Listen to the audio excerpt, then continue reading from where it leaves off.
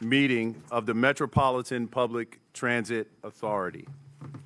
I'm Mark Jarrell. I'm chair of the Mecklenburg Board of County Commissioners.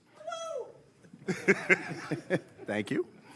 And I'll be presiding over the initial portion of the meeting this evening until we have the election of a chairperson of this authority. In attendance as well are also the county attorney, Tyrone Wade, and clerk to the board, Christine Smith. At this time, I'm going to ask everyone to do the following. I'm going to ask everyone to stand for the presentation of the colors by the Honor Color Guard from the Mecklenburg County Sheriff's Office. We'll do the Pledge of Allegiance and then invocation.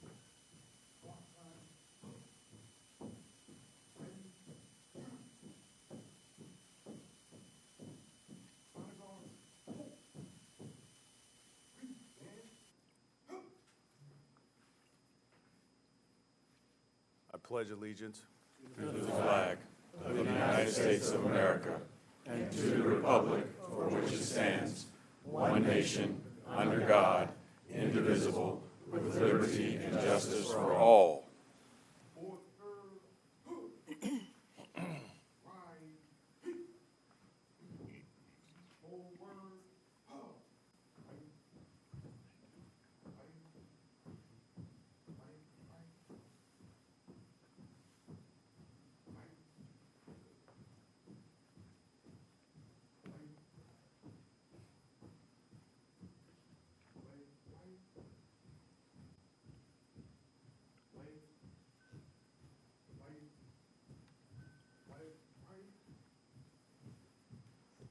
At this time, I'll ask everyone to continue to remain standing. We'll have the invocation by Pastor Enrico White of Weeping Willow AME Zion Church.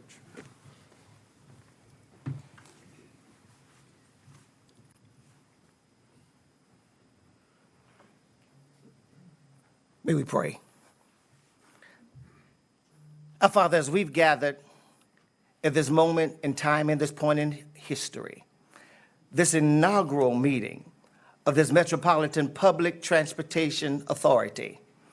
We ask, oh God, your blessings upon this gathering, your blessings, oh God, upon this authority. We ask, oh God, that regardless to how each has gotten here, may none forget why they are here.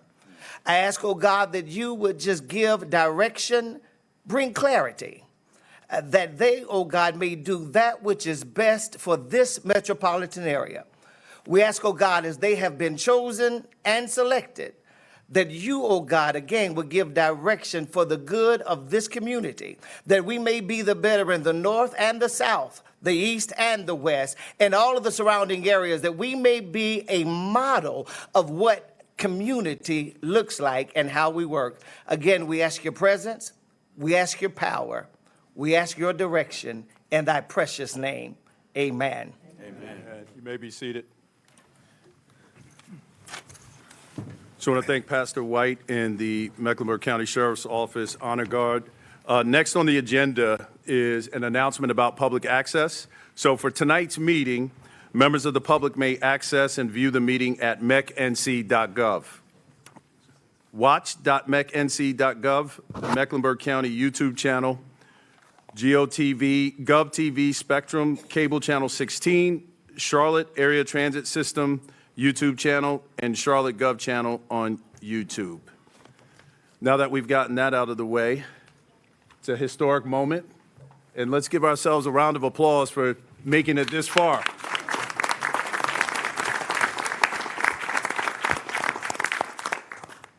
Next on the agenda, we will have comments from some of our elected officials.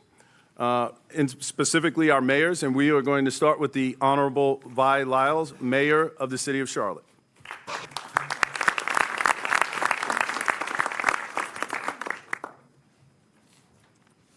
Thank you very much for this opportunity.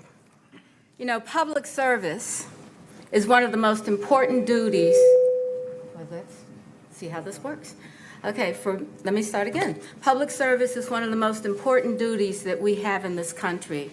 So I want to thank everyone for being here and for the members of the MPTA who have volunteered to serve on this board. This board is a tremendous opportunity for us. And I want to say this journey to get to this moment wasn't very easy. In fact, it was pretty hard. I even thought sometimes we wouldn't make it. But look at us here today.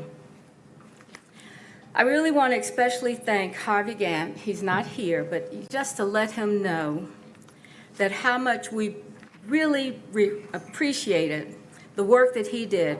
You know, Harvey Gantt was the chair of the Charlotte Moves Task Force. That was 5 years ago, and here we are today. Think about that.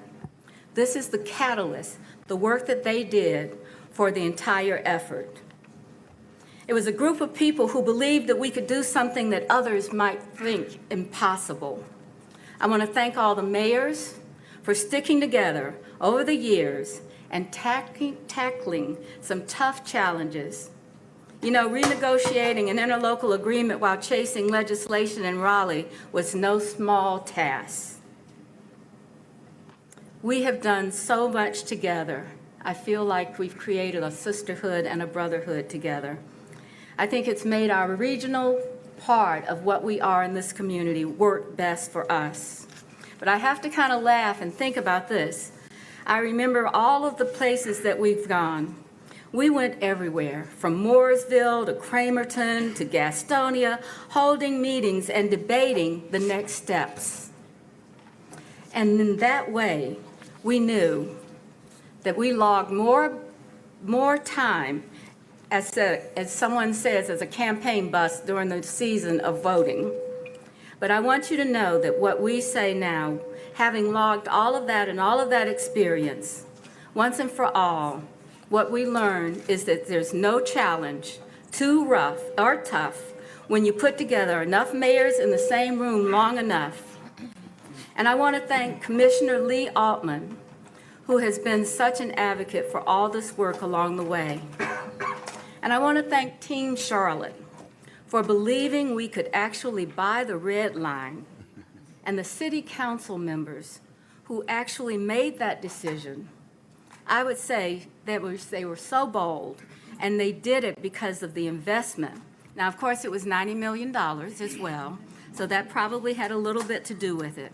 But what I would say to you today on this city council, I don't think that there's one person over here that's not courageous enough to say, we accomplished this and we did it well. I want to thank the voters who came out this November, the business community for leaning in a way that other communities are actually calling us now and saying, what did you do in Charlotte? I think that we all know that we do things well, and that's what makes a big difference. I want to say that I'm grateful to have worked along with almost everyone in this room, to have the opportunity. But you know what? This is more about what we can do for the communities that we have. This is an opportunity for our local small businesses to thrive. It's an opportunity to create good-paying jobs, to build and run a system that will move our community. I know not everyone in here, even sitting in this room, supported the referendum, and that's okay, because leadership means that you listen and you work together and we move forward. It's critical that we learn from those concerns and work together to implement a system that benefits the entire community. We cannot, we will not repeat the past mistakes. We must address displacement of our residents and our businesses. There's a lot of hard work to be done in the next months and years, and how we choose to do the work will be just as important as the work itself.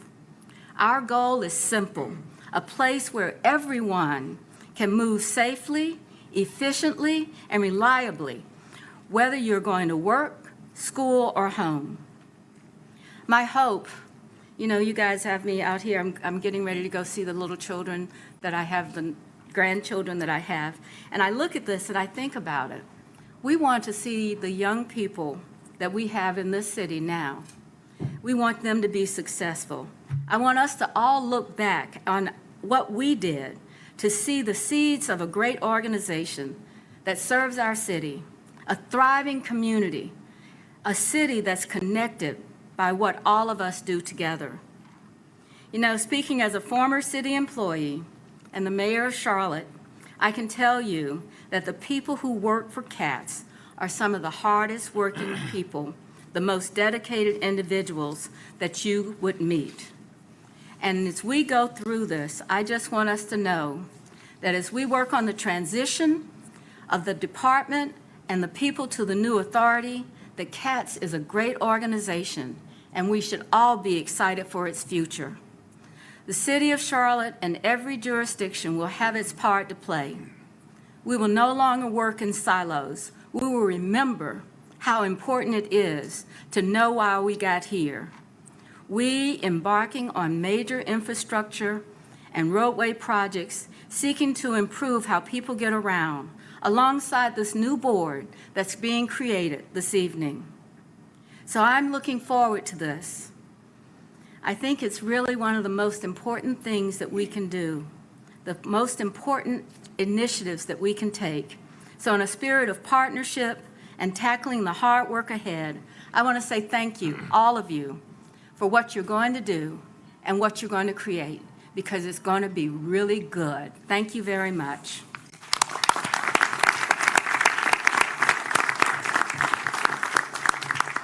Thank you, Mayor Lyles. Next up, we'll hear from the Honorable Rusty Knox, Mayor of the town of Davidson.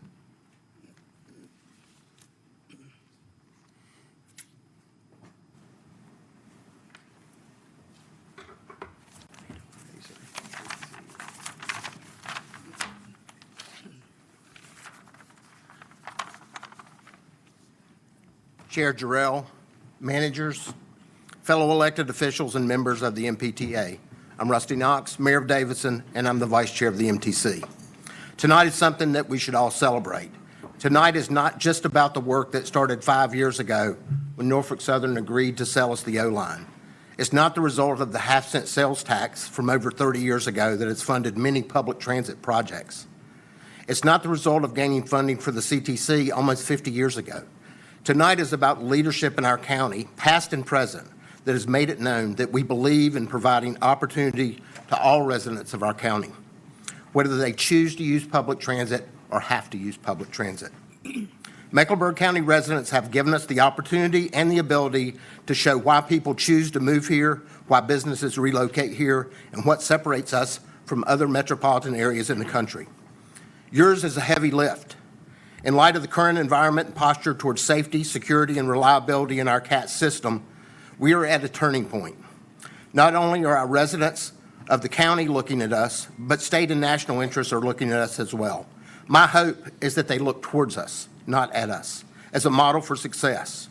We have the opportunity to link our healthcare systems, our educational campuses, our business hubs and incubators, our employers and employees, to connect the 6th busiest airport in the world to the rest of the county and beyond. We have the opportunity to be the model that others aspire to be. None of this will be possible unless we work together. Your group, the MPTA, is our group. I believe that we've done an exemplary job in building this team. There can't be any special interest to take precedence.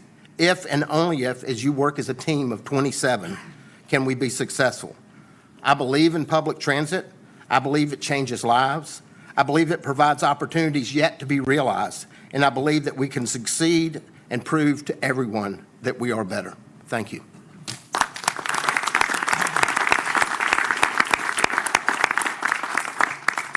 Thank you, Mayor Knox. Next, we'll hear from the Honorable Christy Clark, Mayor of Town of Huntersville.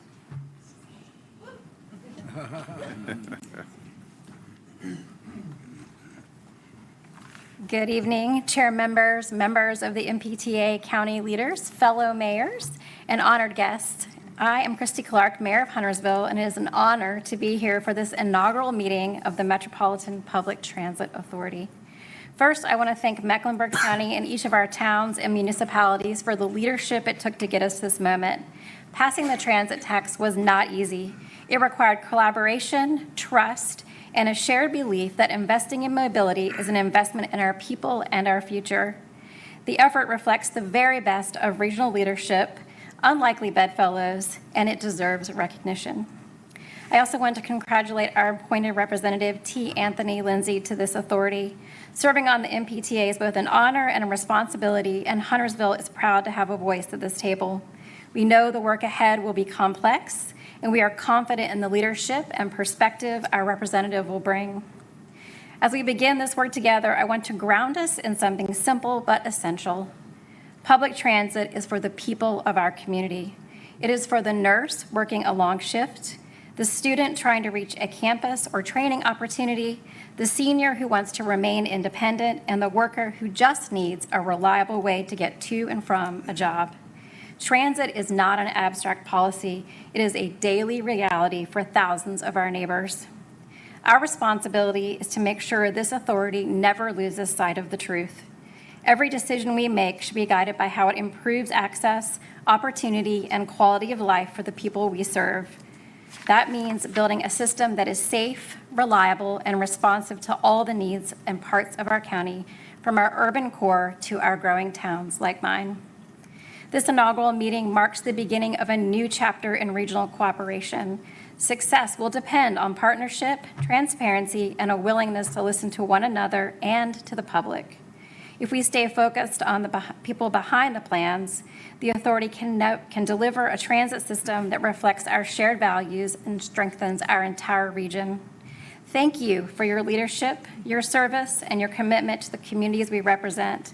I look forward to the work ahead and to what we'll accomplish together.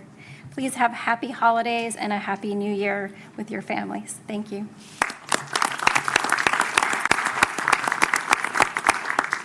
Thank you, Mayor Clark. Next, we'll hear from the Honorable John Higdon, Mayor of the town of Matthews.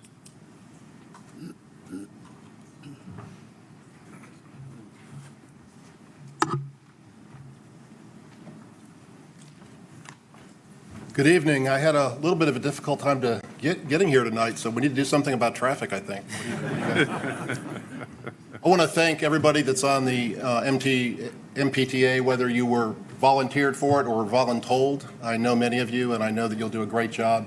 I want to especially recognize our representative from the town of Matthews, Dana Stujenki, who's our traffic planner, and she's going to do an awesome job. Her alternate is our town engineer, Susan Havina Woolard, and she's equally qualified, and we're looking forward to the service that they'll do. I do want to say that today I looked at the Board of Elections website, and I looked at the referendum and where it passed and where it didn't. And where I live in Matthews, nearly the entire southeast corner of the county did not vote to approve this tax. And we didn't in Matthews because I've told the story many times. I recall in 1994, long before I was an elected official, going to a Christmas party about this time of year, and one of the town commissioners from Matthews high-fived me and said, "John, we're going to get light rail in Matthews." That was 31 years ago. And I'm cognizant now that we're probably not going to get it for another 30 years, and that's a lifetime. So my challenge to you on the MPTA is to think about that and to have some grace and to think about the folks that live in the southeast portion of the county that are a little discontented and don't think they're getting their full measure of this, the amenities that this tax is going to deliver. So I hope you'll consider that. Brad Simmons, I hope you'll consider that. And I had lunch recently with Ned Curran, and we spoke about that as well. So, if you could throw us a bone, we would appreciate it. That would really do a lot to ensure trust. And we're not looking backwards. We're moving forwards. I wish you all the best, and we're here to be 100% supportive of your efforts. Thank you.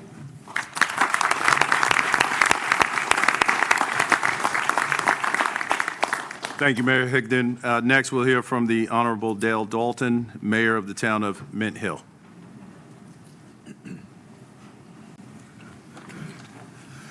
Well, I too am very excited about being here for the inaugural meeting.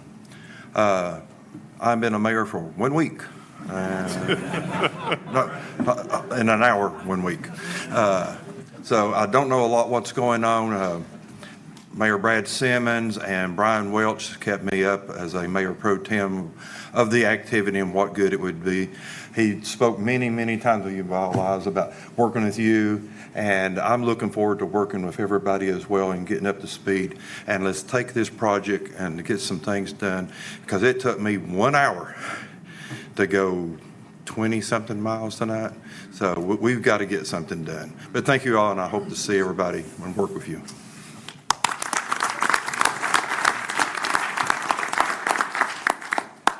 Well, thank you, Mayor Dalton, and I want to thank all the mayors for your comments and your partnership. At this time, what I'd like to do is recognize any elected officials that are present. If you're an elected official, if you are able to stand, we'd like to recognize you or wave your hand. All elected officials, please stand.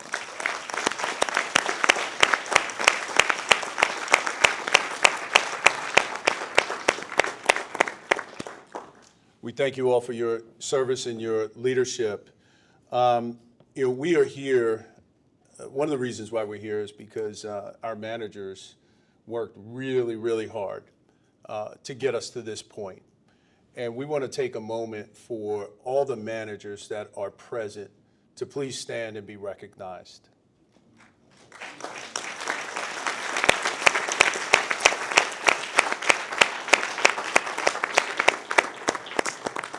And certainly, we'd be remiss if we didn't send a shout out to all staff. So we want to thank you. Before I start my remarks, and tonight has been really reflective. We are ahead of schedule, so I'll tell everybody that. I love it. One thing, particularly as elected officials and folks that live in our community, we are and should be thankful of those that have gone before us, and we stand on the shoulders of many that have gone before us. And today, I was reminded that we have lost a giant, not only for our state, but for the entire country. The 69th and 71st governor of this great state transitioned today and exchanged time for eternity, and that is Governor Hunt. And before I proceed with my remarks, I would like for us to take a moment of silence and remembrance of and honoring Governor Hunt. So I ask everyone to just bow your head, please.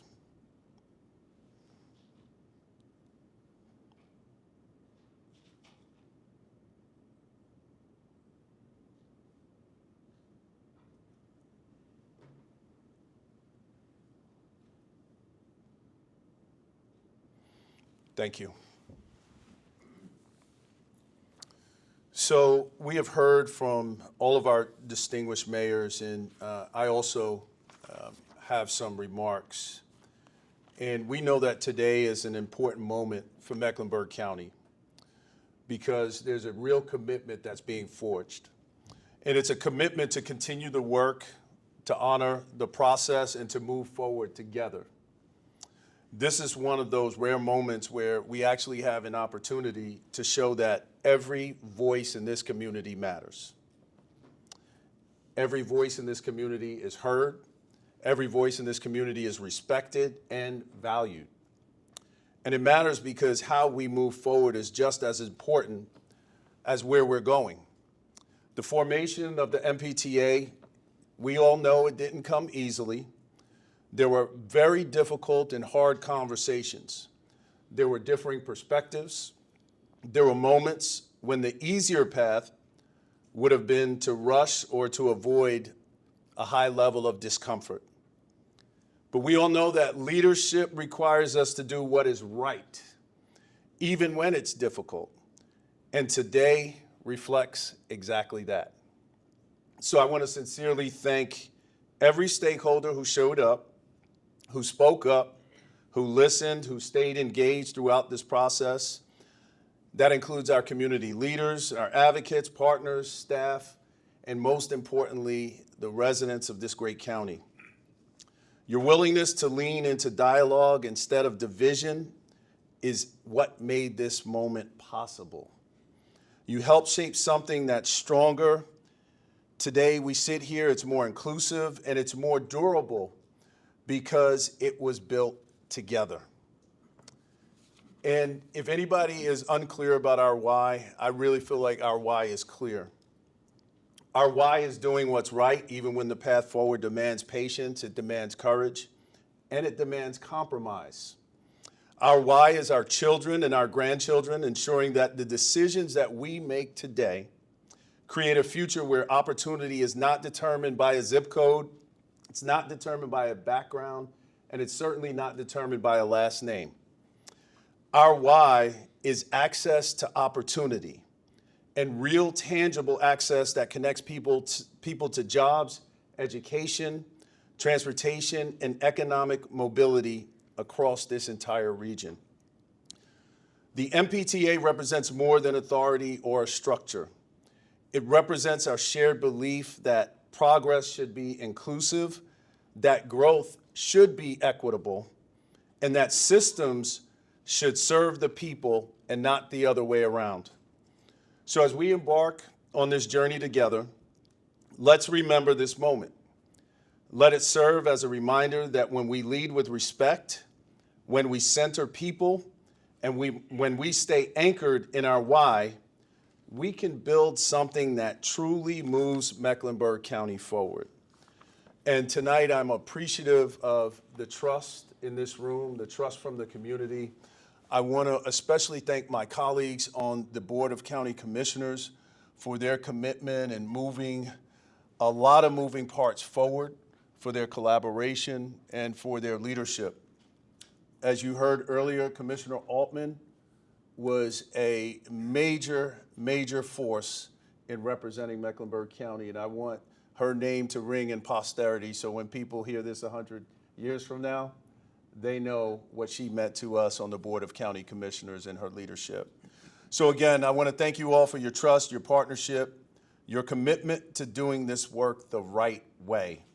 The journey begins, and we move forward together. Thank you.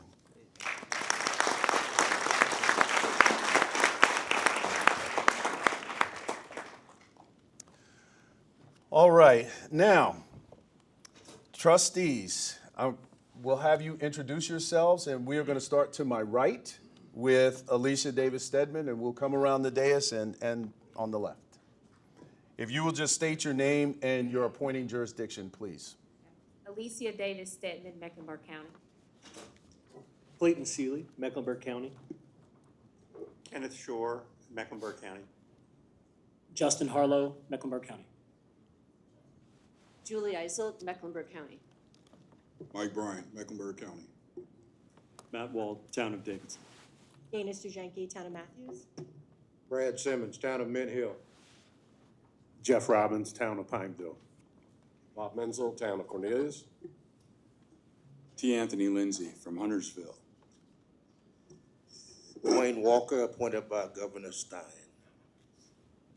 Ed Kern, North Carolina Senate. David Longo, North Carolina House of Representatives. Katrina Young, City of Charlotte. Cameron Pruitt, City of Charlotte. Peter A. Pappas, City of Charlotte. Jocelyn Jones, Nolly, City of Charlotte. Reverend Corinne Mack, City of Charlotte. Christy Long, appointed by the Mayor of Charlotte. David Howard, City of Charlotte. Griffith, City of Charlotte. Frank Emery, City of Charlotte. Wyatt Dixon, City of Charlotte. Todd Collins, City of Charlotte. And I'm Charles Bowman, mayoral appointment. Well, thank you all for lending your time and talent to this effort. Now is the moment that you've all been waiting on. I will call on Mayor Lyles to administer the oaths of office, and I'm going to ask all trustees to please stand. You have, those of you that want to use a Bible, you have it at your seat. Thank you very much. Can you go to the microphone, Madam Mayor? Thank you. Thank you very much for this opportunity to stand here. Just a couple of weeks ago, we were doing this at the city, and so now you guys get to know what it's like. So I'm going to give you the oath of office, and we will do it as a group. So if you'll follow the instructions. First, the oath of office, please state your name. I, That's what happens when we do it too. Madam Mayor, Yes. can we ask them to raise their right hands? You can leave the Bible on the table. Place your left hand on the Bible and raise your right hand. So if you choose. If you if you choose. Please. Thank you. So now let's go through the oath of office. Do you solemnly, I'll give you the remarks and then you will repeat them. With your name, do you solemnly and sincerely swear that I will support the Constitution and laws of the United States?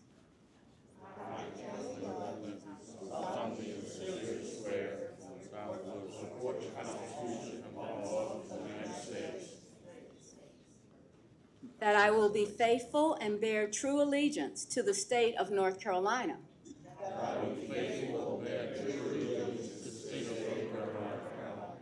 And to the constitutional powers and authorities. Which are or may be established for the government thereof.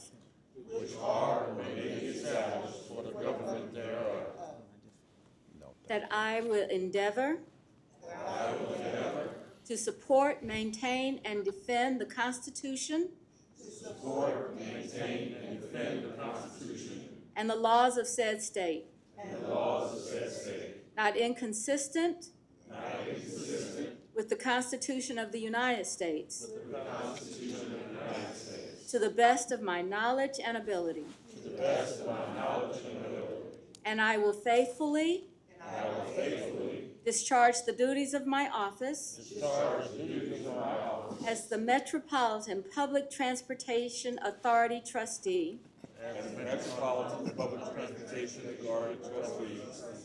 So help me God. You're sworn in. Thank you all.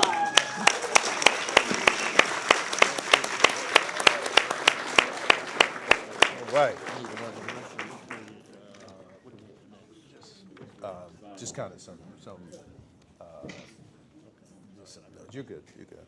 All right, everybody, congratulations. As the mayor stated, you are now official trustees of the MPTA. So we've got to take care of a little bit of business. At your seat, there's a black folder. It has 2 oaths inside. We need you to sign both. Once you sign both, the clerk staff will come to collect the extra oath for the record. Okay, and you'll do it later or now? We're gonna give you Yes, so take a few minutes to sign both, and then we're gonna collect them.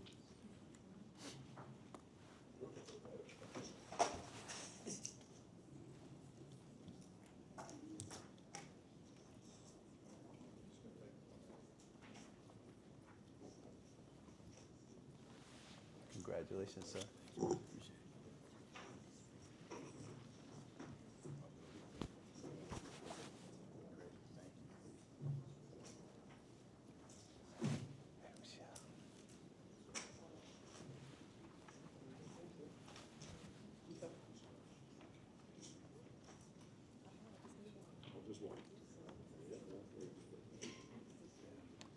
Dr. Walker went to the restroom.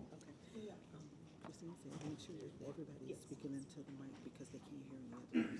Okay, I'll make an announcement. I want to remind everyone to make sure that we're all speaking into the mic. We have folks that are in other rooms and they're having a difficult time hearing us, okay? Madam Clerk, there's just one board member that will need to pick up when he returns, all right?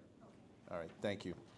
All right, now we've got some additional business that we need to take care of. The first item that we need to move to is the adoption of governing rules. I'm going to ask for your indulgence just for a few minutes so I can read this.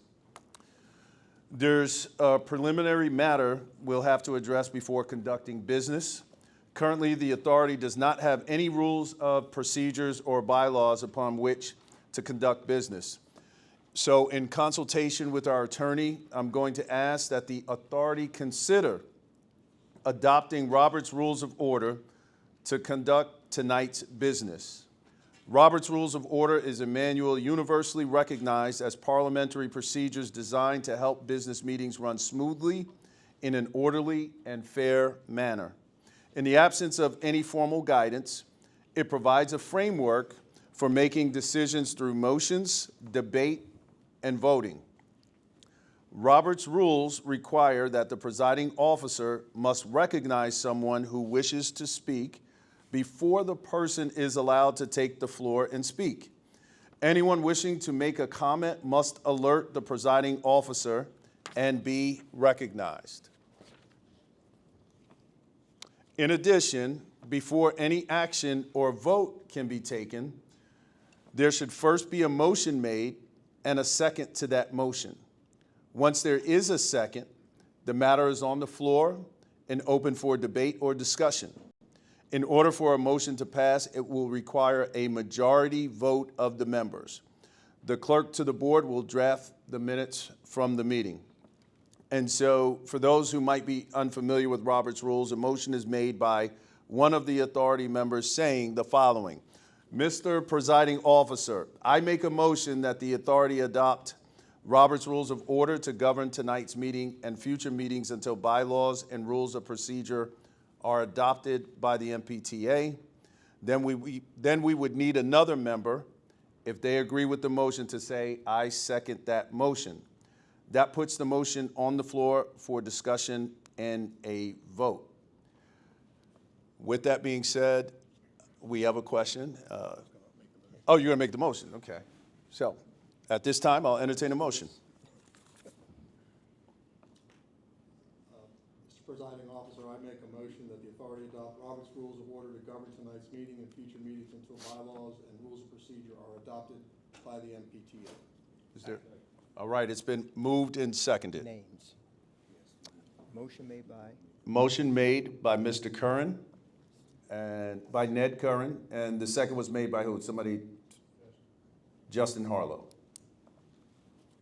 Is there any unreadiness or discussion?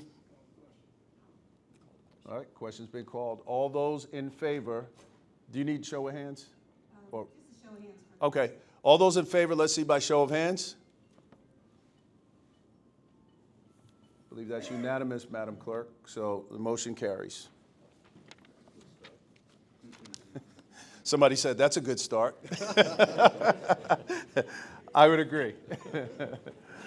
Now, here's where we get a little murkier. The next item on the agenda is term selection. So stay with me just for a second. So under the Act, members of the Board of Trustees shall serve for terms of 4 years, provided that one half of the initial appointment shall be for 2-year terms to be determined by lot at the first meeting, except one member appointed by the General Assembly shall be for a 2-year, and the initial term for the other General Assembly shall be for 4 years. These also are to be determined by lot at the first meeting. For the viewing public, a red chip is a 2-year term, and a black chip is a 4-year term. So appointees, you are all seated together by... Uh-oh. So appointees, you are seated together by entity, and staff is going to hold each of the 4 collection bags and walking to them one by one. And the clerical staff will be responsible for announcing the name of the trustee, jurisdiction, and what term they selected after each pull. Drum roll, please.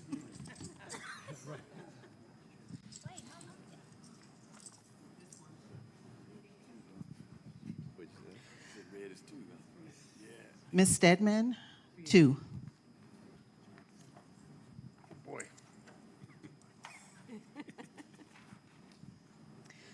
Mr. Sealy, Mecklenburg County, 4.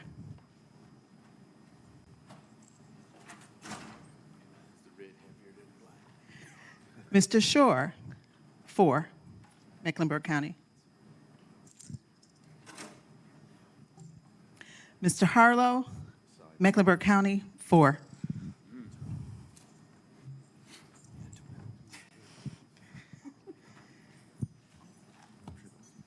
Ms. Islett. I'm sorry. Okay. 2.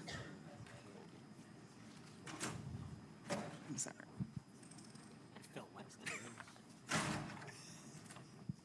Mr. Bryant, 2.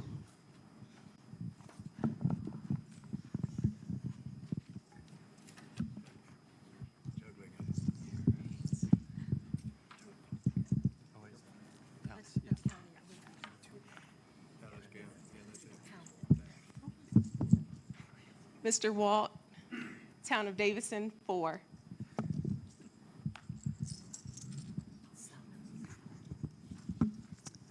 Miss Stujinski, Town of Matthews, 2.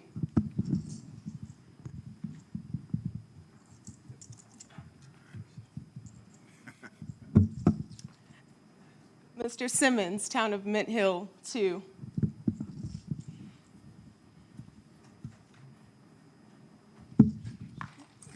Mr. Robbins, Town of Pineville, 4.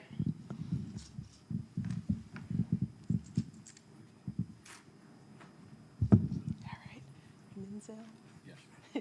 Mr. Menzel, Town of Cornelius, 4. Let's see. Yeah. Feels like there's only one left. Mr. Lindsay, Town of Huntersville, 2. All right. All right. Six.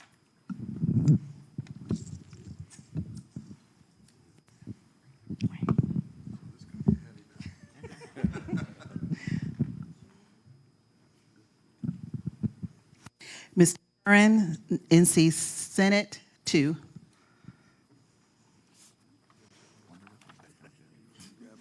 Mr. Longo, NC House of Representatives, 4.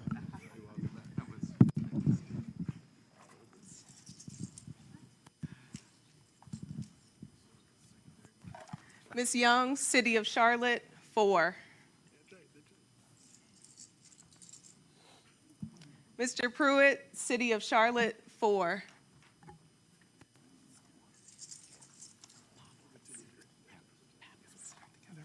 Mr. Pappas, City of Charlotte, 2. Thank you.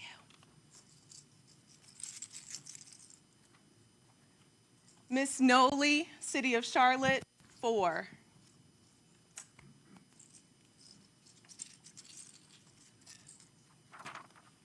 Reverend Mack, City of Charlotte, 4.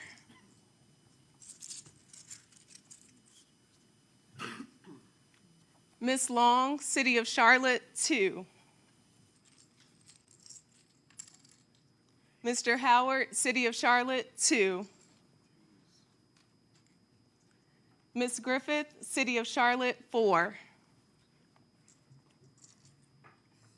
Mr. Emery, City of Charlotte, 2. Mr. Dixon, City of Charlotte, 4. Mr. Collins, City of Charlotte, 2.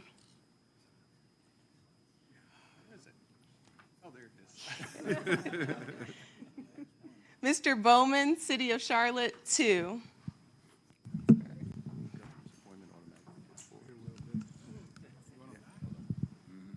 Souvenir. Oh, yeah. Okay.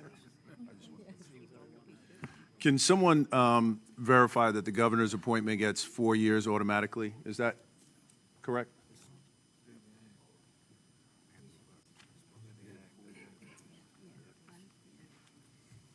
I think it's right.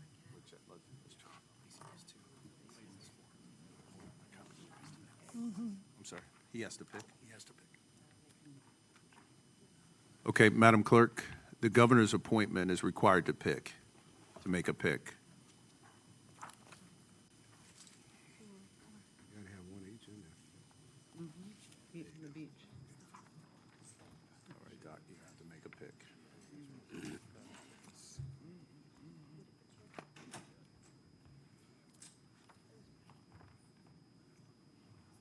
Mr. Walker, 4. All right. Better ask to make sure it was red one in there. Thank you. We already have his. We have his sign. Emily has it. All right, so everyone has chosen their chip. Congratulations. And so we are ready to move forward with the next order of business, which will be the selection of the chair. So the process that we're going to use is we will take nominations for chair. All nominations require a second to be considered. I'm going to ask if you are making a nomination to please raise your hand to be recognized if you want to nominate someone. Once we have all the nominations in, once all of them in, we'll close, each nominee will have up to 1 minute to be able to ask for consideration. And if a nominee does not wish to serve as chair, they should make that fact known at the time the nomination is made. And so once all nominations are made, I'll entertain a motion to close those nominations under the names recommended. So with that being said, the floor is actually open, and I will turn to Justin Harlow. Thank you, Mr. Presiding Officer. I'd like to nominate David Howard for chairperson. Okay, David Howard has been nominated for chairperson. Are there any other nominations? We need a second. Oh, I'm sorry. Second. Seconded by Jocelyn Nolly. And the motion was made by Justin Harlow. Got it. Thank you. Okay. Let me get up 1 minute. You're making a nomination, I'm sorry. No, I was going to move nomination to close. So Okay. Give me a second. I recognize Mr. Lindsay. Mr. Chair, I move that nominations be closed under said names. All right, it's been moved and seconded. All those in favor, let's see by show of hands. I don't know who seconded it. Oh, I'm sorry. I apologize. Bishop Walker seconded it. Thank you, Madam Clerk. I apologize. We need a roll call. You do need a roll call. Yes, sir. Okay, give me 1 second. All right, Mr. Bowman, yea or nay? Yay. Mr. Collins? Yay. Mr. Dixon? Yay. Mr. Emery? Yay. Mr. Potter Griffith? Yes. Mr. Howard? I'm thinking about it, yes. Ms. Long? Yes. Ms. Mack? Yay. Ms. Nolly? Yay. Mr. Pappas? Yay. Mr. Pruitt? Yay. Ms. Young? Yay. Mr. Longo? Yay. Mr. Curran? Yay. Bishop Walker? Yay. Mr. Lindsay? Yes. Mr. Menzel? Yay. Mr. Robbins? Yay. Mr. Simmons? Yay. Mr. Jenke? Yay. Mr. Walt? Yay. Mr. Bryant? Yay. Ms. Isel? Yay. Mr. Harlow? Yay. Mr. Shore? Yay. Mr. Sealy? Yay. Ms. Davis Stedman? Yay. Okay, Madam Clerk, That is unanimous. that is unanimous.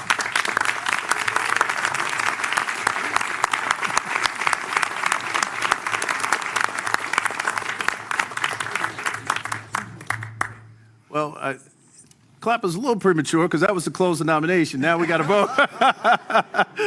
so let's.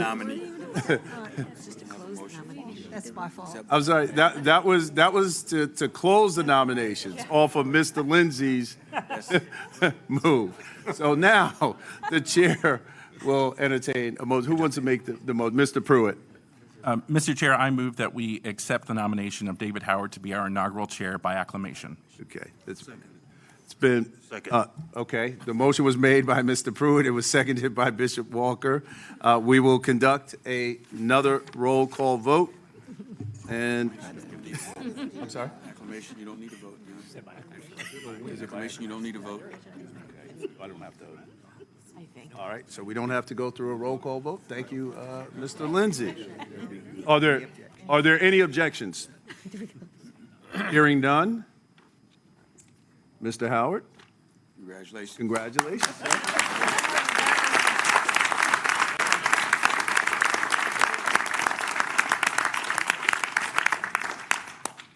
And with that, everyone, Mr.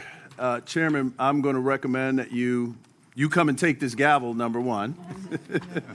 Congratulations to you. I'm going to recommend that you take a 10-minute recess, and not for everybody to roam around, but let's give him time to just get acclimated and get into the seat and get the script going. So I will, if you'll come forward, Mr. Chairman, I will move out of your seat and let you take over the rest of this meeting.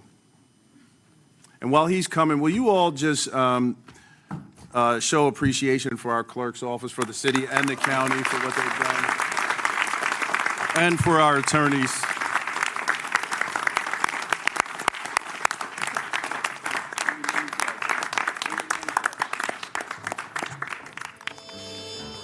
All right, Mr. Howard. I'll turn the gavel over. Yes, sir.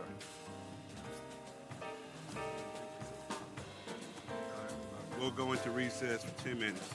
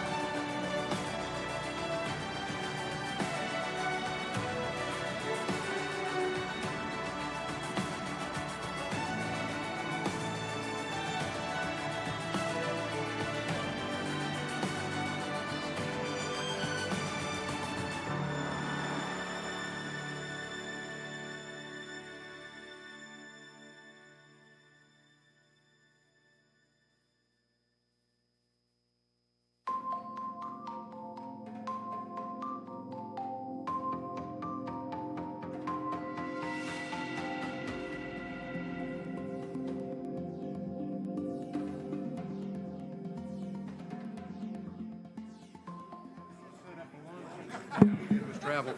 That sounds great. We're going to set up a little. I'm in. We've got some state legislative people that will meet with us everywhere else because we do need to be able to.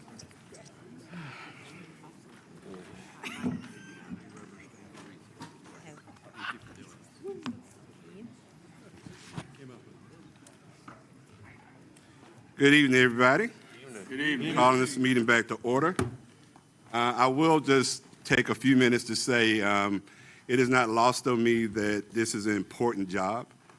It's an important job not because of just who we are, but for the generations coming behind us. So I am looking forward to taking this journey with everybody around this table. Funny enough, I was sitting here thinking when I walked in this building, anybody from Charlotte at this table? So we remember when this was Ridgeway? We remember when this was Target? Yes. Remember when this was Freedom Mall, when this is where we came to hang out? Yep. So in a lot of ways, and I'm glad that the chair had the meeting on the west side, because a lot of what we need to do is to make sure that we treat everybody, no matter what part of the community, the same and they have access. That's right. So that's all I'm going to say on, and it is in District 2 of the CAT. So with that, thank you for the unanimous support. It is important as we go forward to show the city and debtors and everybody else that's going to be involved in this transition that we're together. So I'm hoping we keep that same spirit moving forward. Yes, me too. So the first thing we're going to do is going to take nominations for vice chair. So Mr. Pappas. Mr. Chairman, I'd like to bring forward Frank Emery's name as vice chairman of our authority. And if I could just take 1 minute and say that, Mr. Emery and I served together on the North Carolina Board of Transportation for 2 terms back in the 90s. He's certainly well known in our community for all his civic and community work. I think he really brings a good perspective that our board can use with his background both in transportation and law. So I'm pleased to bring his name forward. Thank you, Mr. Pappas. And Peter, you're my friend. Let's do nominations, seconds, and then we can make questions on we can talk on the nominations, if that's okay. Right. So second. I'd like to make a second. Second. Seconded by Mr. Bowman. Any comments on that? Any other nominations? Yes, sir. Mr. Chair, I move the nominations be closed under said names. Second. Okay. Please state your names. Make motions. Thank you. T. Anthony Lindsay. Seconded, Justin Harlow. Okay, with that, do I need to do a roll call? Not to close nominations. I don't. No. Okay, not so to close. nominations are closed. You would still need a vote, but we don't need to do a roll call vote. You could All right, just. so it's been properly moved to second that we close on said name. All in favor, let it be known by saying aye. Aye. Opposed, the same sign. It carries. All right, so now I need a motion to move forward with that name. So moved. Now we do need a roll call vote. Yes, sir. Mr. Chair, I move a motion. I move that we accept the nomination for Mr. Frank Emery by acclamation. Second, Seeley. It's been properly moved in second. No other unreadiness. We'll go around the room and we'll start on this side this time. How's that? Mr. Bowman? Yay. Acclamation. All right, Mr. Collins? Yay. Mr. Dixon? Yay. Mr. Emery? Yes. Ms. Griffith? Yes. Ms. Long? Yes. Reverend Mack? Yay. And Ms. Jones? Nolly? Yes. Yay. Mr. Pappas? Yay. Who is that? Mr. Pruitt? Yay. Ms. Jones? Yay. Mr. Long? Yay. Longo? All right, Mr. Curran? Yay. Bishop Walker? Yes. Mr. Lindsay, yay. Lindsay?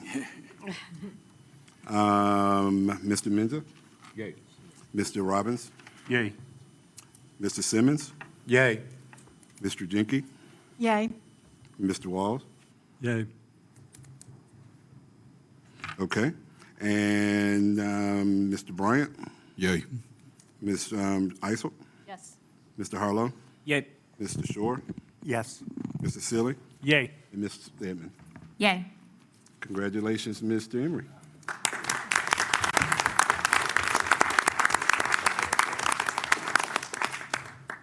All right, next, we'll take nominations for secretary. Mr. Bowman? Chairman, I'd like to nominate Christy Long for the office of secretary. I was going to second. That's fine. No, no. Been seconded? Frankie Emery, but this is Any other nominations? Yes, sir. I'd like to nominate Reverend Corinne Mack for secretary. Is there a second? I'll second that. All right, so we have two people. Is there any other nominations? Get a, Move to close the nominations on the two said names. Second. it's been properly moved that we close on two set names. It was moved by Mr. Harlow and seconded by Mr. Mayor Simmons. So call for the question. It's been properly moved and seconded. All in favor, let it be known by saying aye. Aye. Oppose the same sign? Then it carries. All right, so in the order of nominations, Ms. Jones, Ms. Long, you will get a minute, and Reverend Mack, you'll get a minute as well. So, Ms. Long? Certainly. Thank you for the opportunity to serve on this inaugural board. I've spent my career. Can we pull the microphone over just I've spent my career at the intersection of standing up new organizations and ensuring that risk and controls were in place. I think what this board needs as an inaugural board is really someone who can take us from governance to execution. I think that with my experience in a heavily regulated environment, I'm the right person for this role. I made a few notes, and so I'll be brief. I'm comfortable moving from out of order to simplify. I bring a risk and control discipline. I know how to partner with power, not compete with it. I communicate in a way that reduces friction. So today I ask for your vote for secretary. Thank you, Ms. Long. Reverend Mack? Good evening. I spent 20 years working in the New York City Transit Authority as the vice president for the union. I actually operated trains.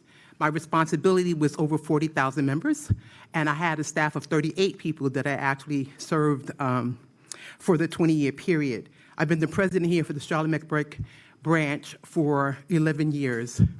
All those responsibilities takes detail. Also takes an opportunity to interact with people from very diverse communities.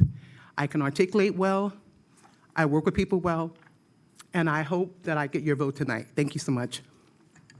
Thank you both. So, Madam Clerk, I think the way we're going to do this is actually go around the room and ask each person to tell us which person they'd like to vote for. That is correct. Okay? All right, so we'll start on this side. I won't be hard-headed. I'll take the script. Ms. Stedman? Christy Long. Mr. Silly? Christy Long. Mr. Shore? Christy Long. Mr. Harlow? Ms. Mack. Julie Axel? Ms. Long. Mr. Bryant? Reverend Mack. Mr. Wall? Christy Long. Mr. Jenke? Christy Long. Brad Simmons? Christy Long. Mr. Rock? Reverend Mack. Mr. Menzer? Reverend Mack. Mr. Lindsay? Reverend Mack. Bishop Walker? Reverend Mack. Mr. Curran? Christy Long. Mr. Longo? Christy Long. Ms. Young? Christy Long. Mr. Pruitt? Reverend Mack. Mr. Pappas? Christy Long. Reverend Mack? You skip me, Dave. Oh, I'm sorry. I'm going down the Reverend list. Mack. Yeah, Ms. Nolly? Reverend Mack. Okay, now Ms. Long? Christy Long. Reverend Mack? Just skip me. Reverend Mack. Ms. Griffin? Christy Long. Mr. Emery? Christy Long. Mr. Dixon? Christy Long. Mr. Collins? Christy Long. Mr. Bowman. Christy Long. Congratulations, Ms. Long.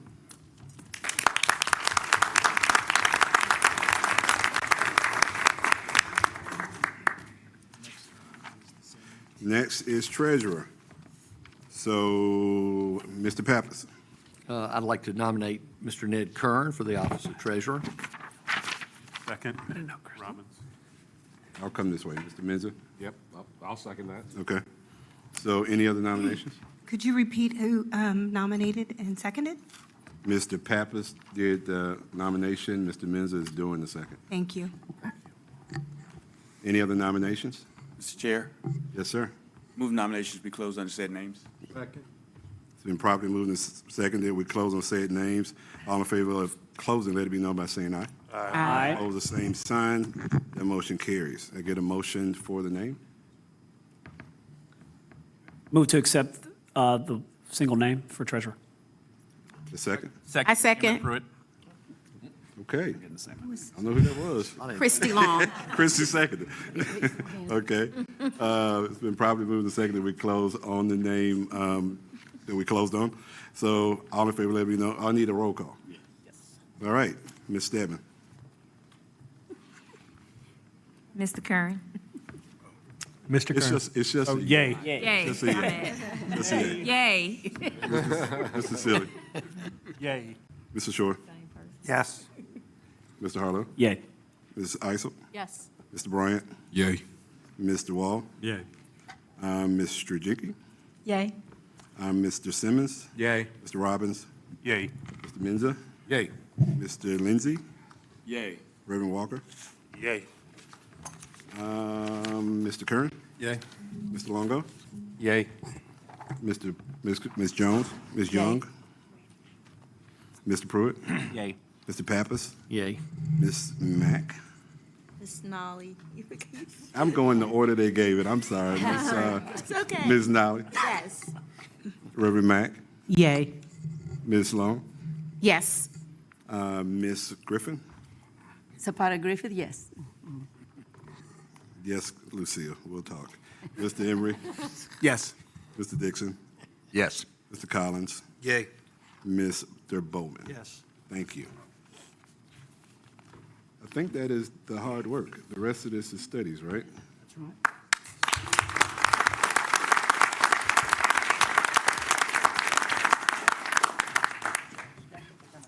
Lucia, Mr. Reverend Bishop, and Bishop Walker and I served on the Planning Commission together, so you're going to see us take jabs at each other every now and then. So, with that, we move forward with the business at hand, which is the studies. Is there somebody going to give us a report on the studies, or are we just going to move forward with them? Yes, Mr. Chairman. Take a moment to get them Yes, thank you. All I have.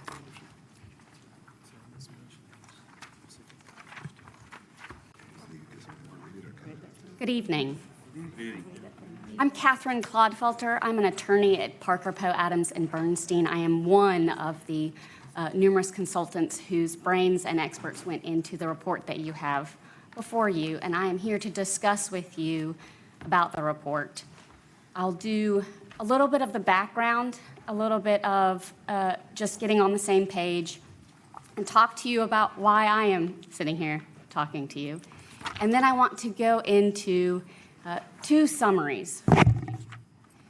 As you can see and probably know from what you read, the studies are split into 5 different sections.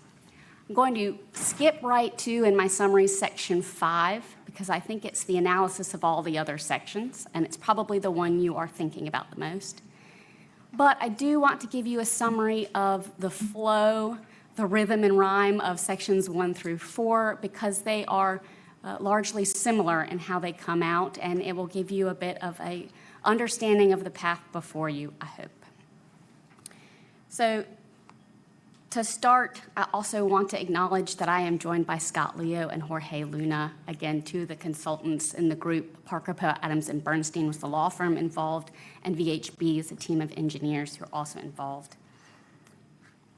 To get on the same page, you all, of course, know that the PAVE Act began this whole process and set out requirements that the authority undertake studies of 5 definite sections, one that was at the discretion of the authority.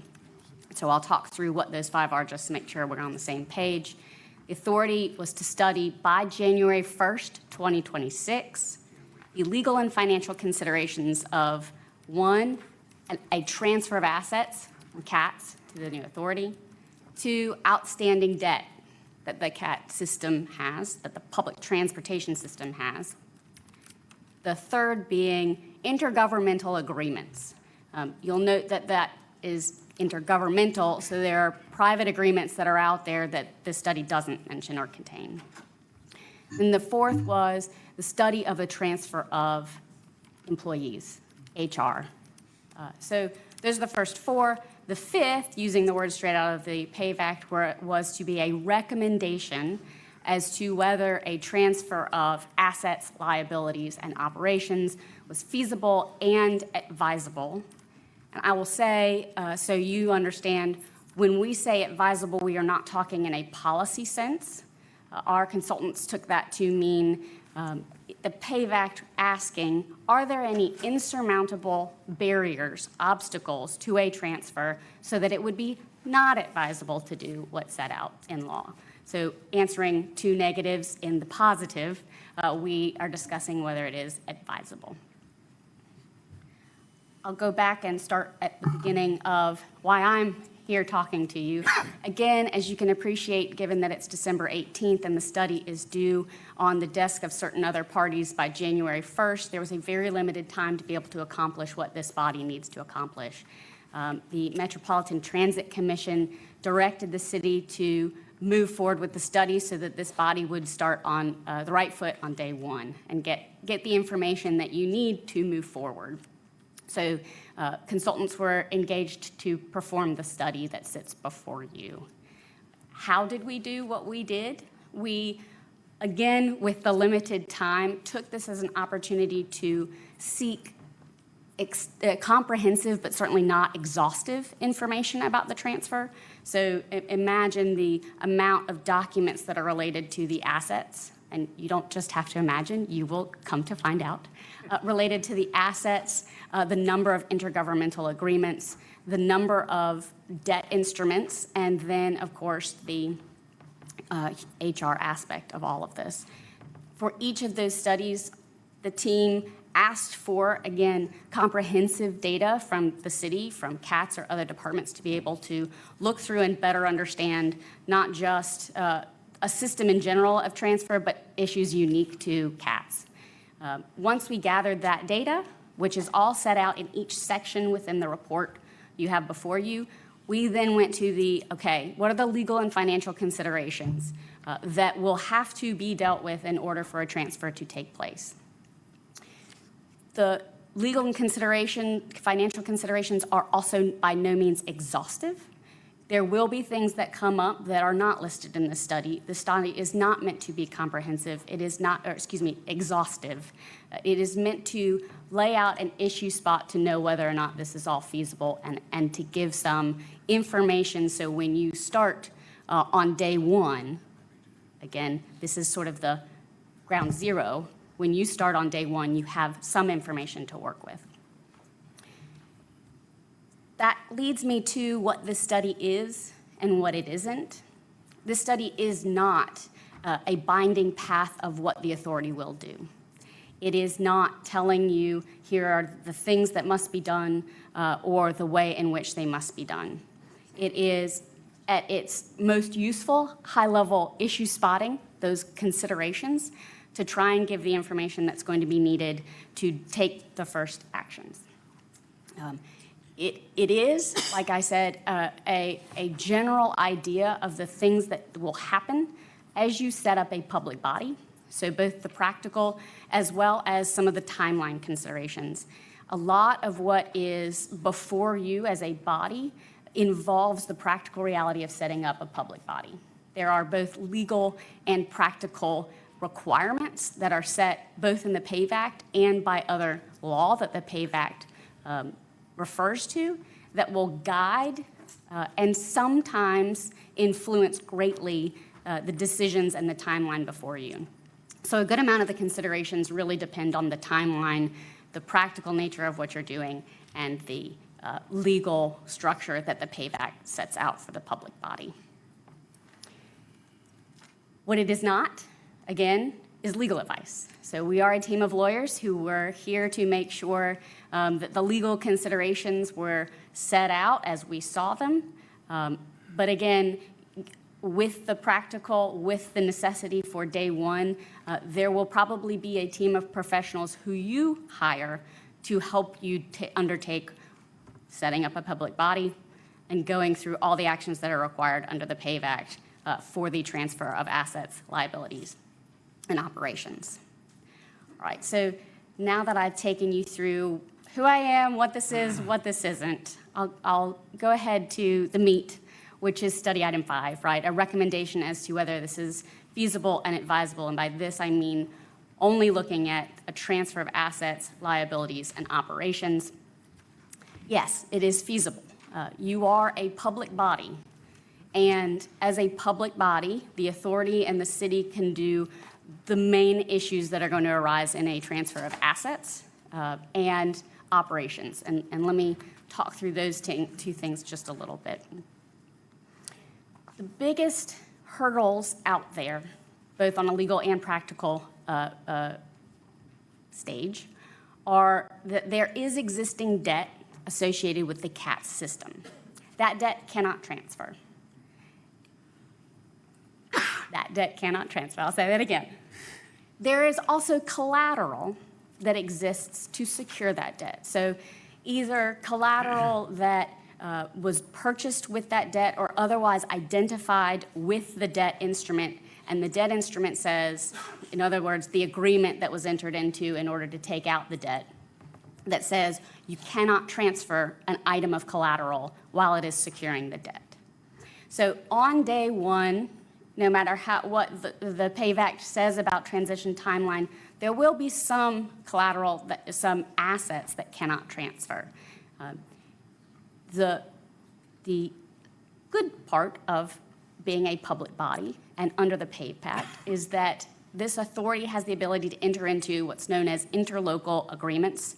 It's under the interlocal cooperation statute.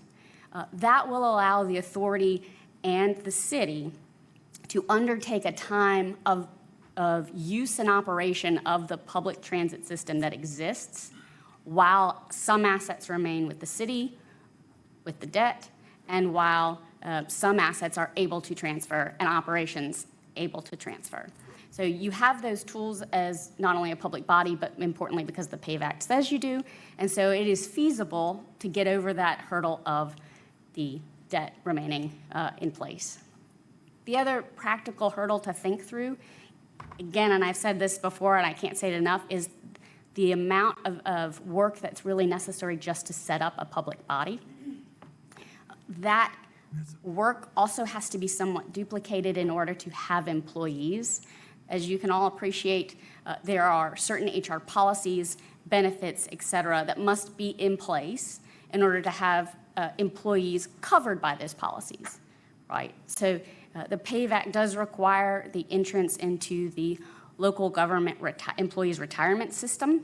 There are other benefits that are currently offered by CATS, by the city to CATS personnel, that this authority will want to consider whether or not to also provide to employees. So that the act of doing that simply takes time, and that's just a practical issue. Fortunately, there are a lot of companies that do this all the time and some local governments. So there are methods out there to help in a transition period, whatever you determine the transition period to be. So in looking at that, we were able to say, despite these large hurdles, there are tools out there, things that are set up and in place so that you all can achieve them. I've said all these things a little bit squishy because, again, one of the main thing is timeline drivers, and a lot of the timeline will be decided by the authority on day one. These are not things that the study sets out. Timeline is not something that the study says this is when it must happen. It is something that the PAVE Act does drive somewhat. So in setting up all of these, important things to think through are the timeline under which a public body needs to be set up and a timeline under which all of the transfer needs to start occurring. So again, the PAVE Act, realizing that debt cannot transfer, that certain assets won't be able to transfer on day one when other assets transfer, recognize that there will be a period of time and that there are agreements that will need to be entered into in order to make that achievable. So that's the feasibility element and aspect. I've hit high-level description of the hurdles. Again, the second part of that is, of course, is it not advisable? And the answer to us, with the tools that the authority has in place, as we set out in the study, is that no, it is not advisable. So therefore, it is advisable to make a transfer. Not a policy, a discussion, but simply an analysis of whether or not there are possible pathways to achieve what you're required to do under the PAVE Act. Of course, I say possible pathways, again, because while the study might discuss some of those pathways so that it's clear to the reader they've been determined and dissected, they are not the required pathways. All of this can be done and will be done however the authority decides to do it. So that's the summary of feasible and advisable. That is study item 5. I'll go back now to study items 1 through 4 and give you just a summary again of how this sort of rhythm plays out based on the timeline issues I've also talked about already. Assets, as you know, that are covered with debt or are collateral for debt cannot transfer. The debt cannot transfer. And so while there might be a start date to a transfer is a period, not a point in time. But I've not actually said what assets are transferring. The PAVE Act doesn't actually say what assets are transferring. It says the CAT's assets. And there's nothing in this study that says what is and what isn't. In fact, there is a good amount of work that it will take to determine the assets that are collateral, and the other restrictions that are on the assets. That's a fair amount of detailed time needed and a determination. Some of that will be set out in all information that CATS has, and we have verified that CATS has all of that information. And some of that will be negotiation that you all start on day 1. Again, this is week 0. So the real first task is identifying and getting your hands around the transfer itself. Beyond that, understanding the restrictions on what's transferring and how the authority will work with, enter interlocal agreements with the city or other entities in order to make that transition happen, right? To operate the assets that aren't transferring, to agree on things like how liabilities will be handled, to agree on who will keep the insurance, all of those details. That's sort of a second phase. Then you get to the actual discussion of and implementation of that. Again, there'll be a timeline that you all will negotiate and think about and talk about. Setting that timeline is not in the study. There are some requirements in the PAVE Act, but they're really just beginning dates. So there'll be a period of transfer that this body will need to determine based on the assets and the restrictions on the assets and the operations.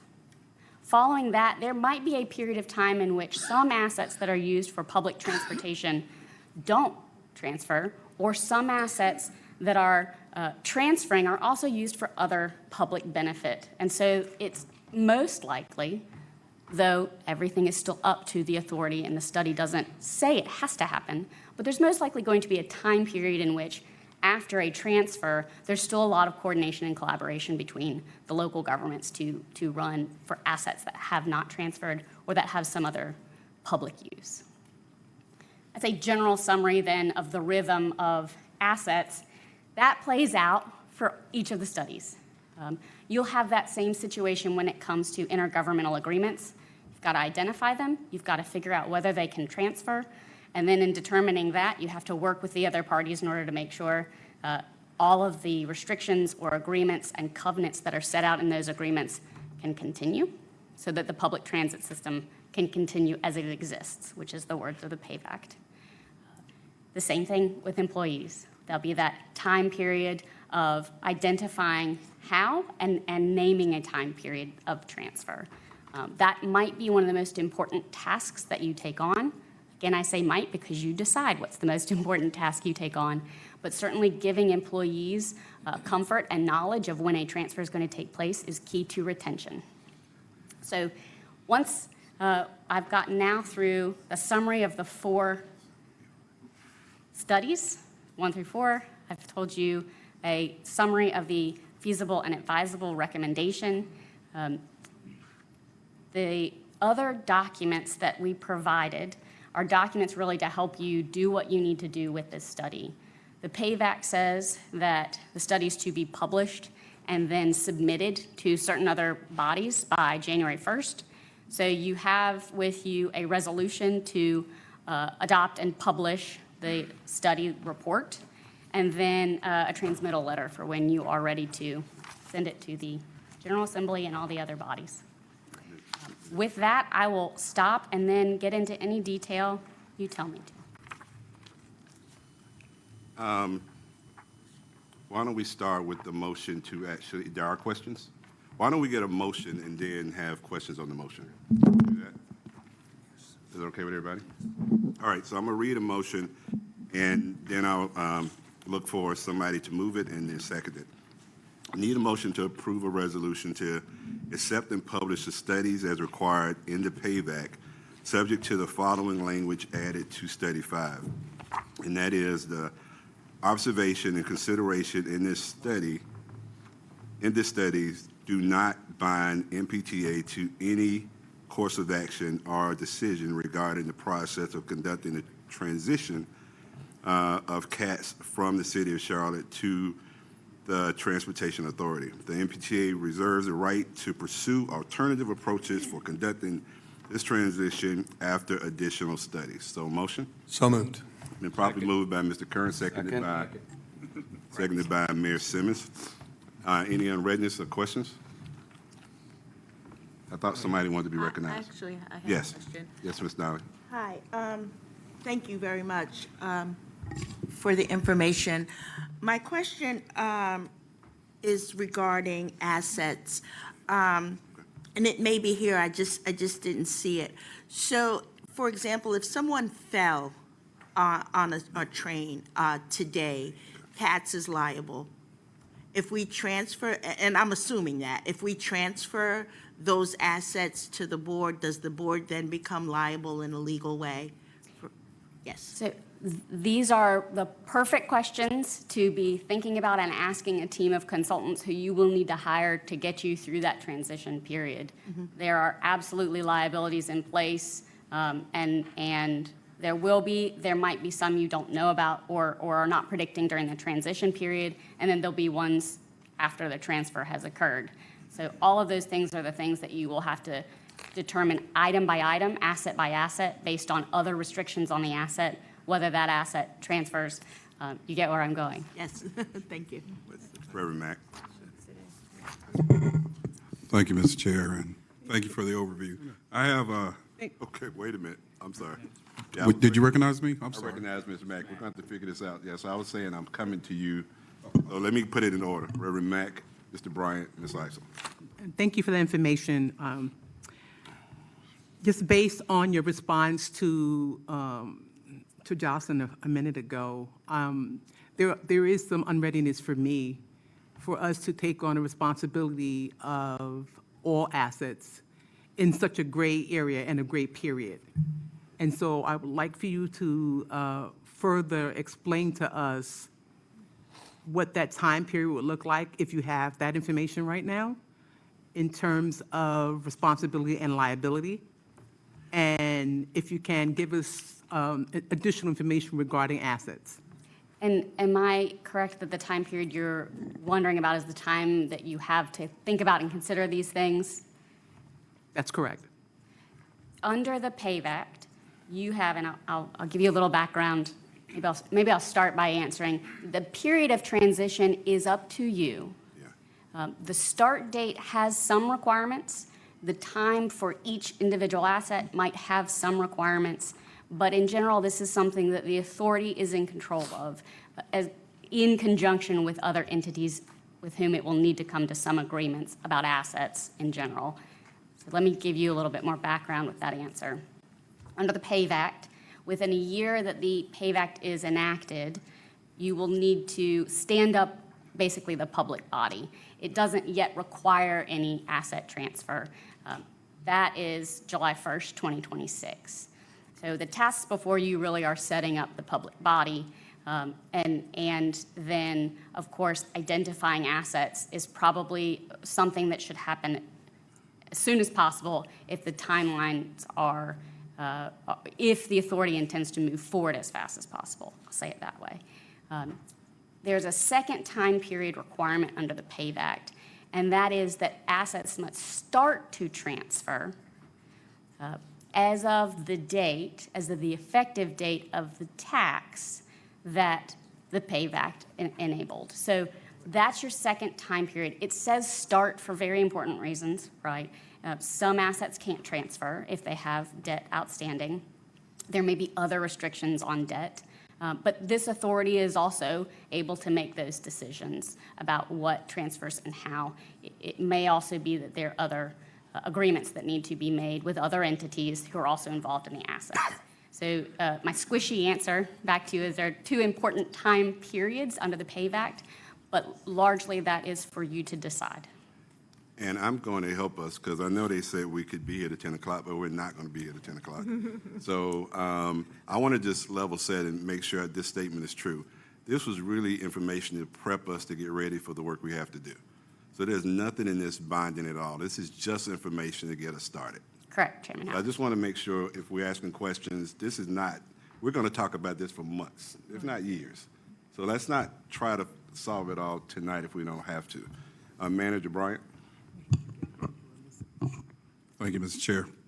Appreciate the orientation to the different study items. And the answer to my two questions may be in the greatest squishy, and I'm fine with that. And to our chair's point, we can sort through that. However, I'll still ask my question regarding the debt that will, the assets that will not transfer that are associated with outstanding debt, though you said some of that can transfer, if I followed you. But regarding the assets that will not transfer, the debt payments, will that be from the city of Charlotte or will that come from the authority? There are provisions under the PAVE Act that do require that the taxes, if they are currently taxes going to the city to pay for that debt, must continue to flow to pay for that debt. That's helpful because the county receives some pass-through sales tax revenue associated with that, so I appreciate that. And then my other clarity question is once the outstanding debt is retired for those assets that do not transfer over, then at that time it can transfer over. The asset can transfer to the authority, and the interlocal agreement that you referenced would be null and voided? I'll take this in two parts. Okay. So for the first, outstanding debt is one of the biggest hurdles. Each asset might have its other restrictions on it, so that's a consideration. And an interlocal agreement may or may not set its term date based on the debt outstanding and retiring. That, again, is something to be negotiated. Okay, thank you. Try something new. Trustee Eisel. Thank you, Mr. Chair. I just have a question, if you could clarify in this, what happens with the litigation against the city and Katz, the existing litigation on the Gold Line? What happens with that litigation? How is the authority impacted by that? It is litigation concerning assets that are related to Katz, and so that would be a point of discussion and negotiation for the entities involved. Okay.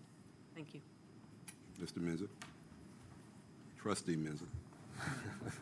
Thank you, Mr. Chairman. The one thing I haven't heard you talk too much about are the grants. As I read through the study, there's about over $1 billion worth of grants from the FTC or FTA, and then there's another $300 million from the state of North Carolina. How did that impact your study as far as feasibility and advisability? It follows very much in line with the other outstanding debt instruments, but they all are Unlike the debt, a lot of it depends on approval from the federal and state government to transfer those agreements. Each grant has with it accompanied an agreement with the state or with the federal government, whoever's doing the granting. And currently, those agreements contain covenants that say transfer won't occur without approval. There's not an expectation in doing our review of the assets and the liabilities that there'd be any reason not to approve, but that's a process, right? So you have to work with those bodies. The second issue in having those grant agreements is that not only would the grants transfer and the assets with the grants, but the covenants that remain in those agreements would also be expected to transfer, most likely. Federal and the state government are probably going to have the same requirements of the authority as they do the city. So one of the main factors that will have to be considered is whether or not and when the authority can meet certain grant obligation requirements. There are things that might be more administrative, like reporting requirements that could be agreed to by either party or any entity involved. But there might also be some other qualification requirements, federal or state qualifications. There is a phrase called designated recipient that I will not get into details about, but essentially meaning that the federal government gets to pick who the grant goes to, gets to approve, the governor's involved in that. So there are some approval processes that are required that we don't see as an insurmountable hurdle, but it's one of the practical things that needs to go through. There are also some practical issues on the authority being able to comply with the grant agreements and the city still being able to comply with the grant agreements. So this goes for both bodies and will be something that probably needs coordination. Thank you, Mr. Chairman. All right, I'm going to move us on to vote. In fact, I'm going to just make one comment. We have to do this by the end of the year, so if we don't do it tonight, we have to call another meeting. All right, so let's start with the motion over here on this side. Ms. Stebbins. Ms. Silly. Yay. Mr. Sear. Yes. Mr. Harlow. Yes. Ms. Isel. Yes. Mr. Bryant. Yay. Mr. Walt. Yay. Mr. Jenke. Yay. Mr. Mayor Simmons. Yay. Mr. Robbins. Yes. Mr. Menza. Yay. Mr. Lindsay. Yes. Bishop Walker. Yay. Mr. Curran. Yes. Mr. Longo. Yes. Let me get this right this time. Ms. Young. Yay. Mr. Pruitt. Yay. Mr. Pappas. Yay. Ms. Nolly. Yay. Ms. Mack. Yay. Ms. Long. Yes.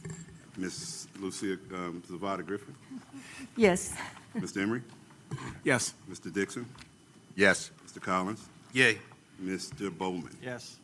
That passes unanimous. Thank you all for that. And with that, just a couple of other small things. I want to again congratulate Mr. Emery, Ms. Long, as well as Mr. Curran, as the new officers of the inaugural MPTA.